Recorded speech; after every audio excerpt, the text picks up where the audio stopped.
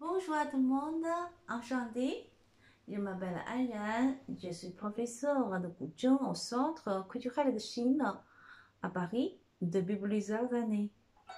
Aujourd'hui, je suis ravie de vous présenter mon instrument Guzheng.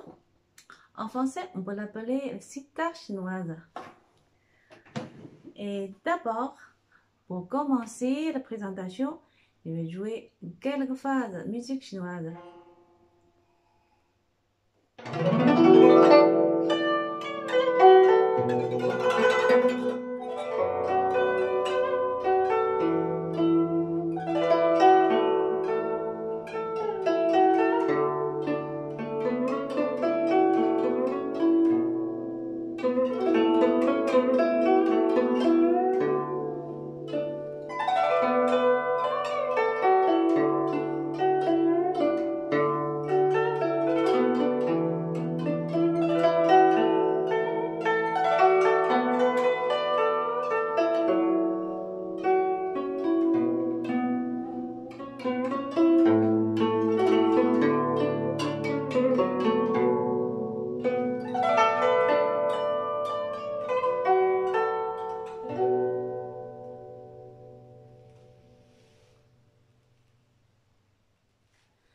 Cette mélodie, c'était une pièce dans la série chinoise Pavillon Rouge, Hong Long. C'est très célèbre. Hein?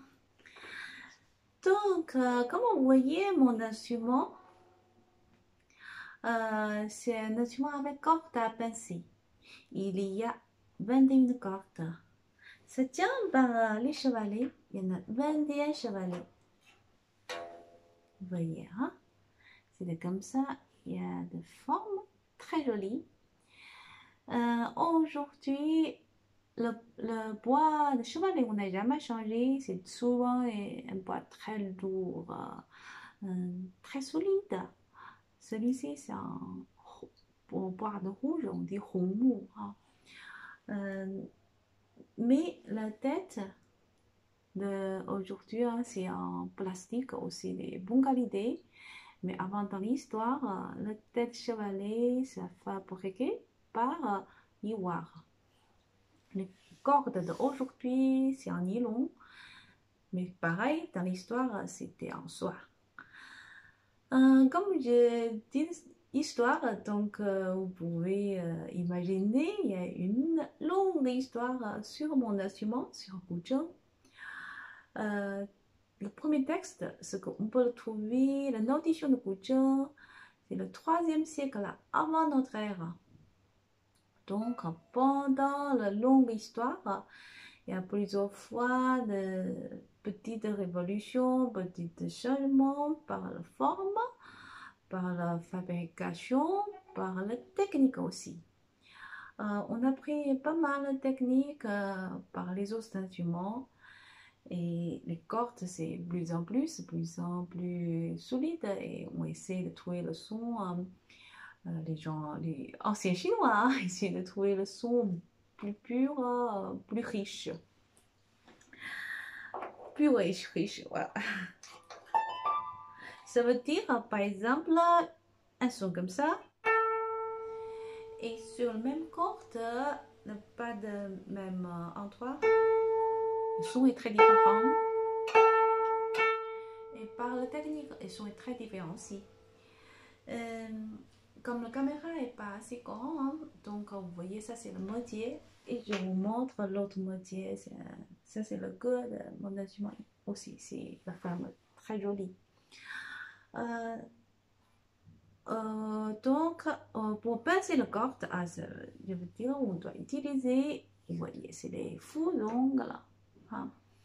Comme ça, on peut faire plus de techniques. Par exemple, on peut gratter les cordes.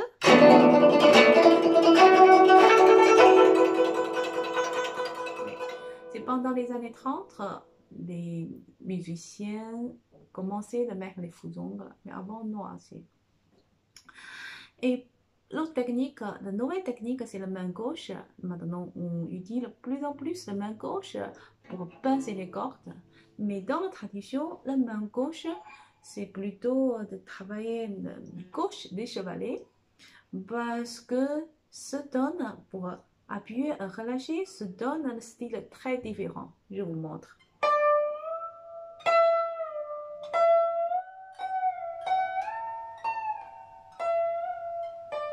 Ouais, tu vois.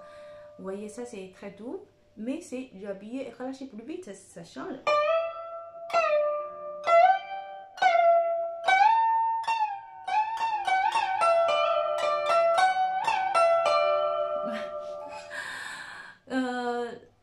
Comme la Chine est très grande, chaque région, il y a des musiques différentes, des styles très différents.